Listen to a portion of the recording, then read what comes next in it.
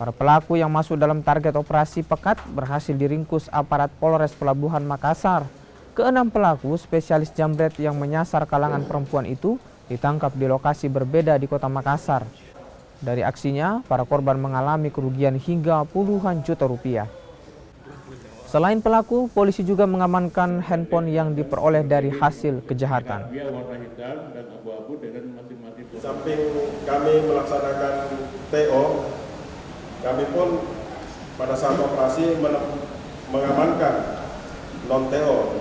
Artinya dalam hal pelaksanaan operasi, di samping dikejar menyangkut masalah TO-nya, ternyata anggota lapangan pun melaksanakan operasi lain dan telah mengamankan non-TO sebanyak 4 orang, yaitu inisial R yang pelaku pengeroyokan yang terjadi di Jalan Nusantara, korbannya pemuda Pancasila, kemudian inisial P dan inisial O, pelaku judi online.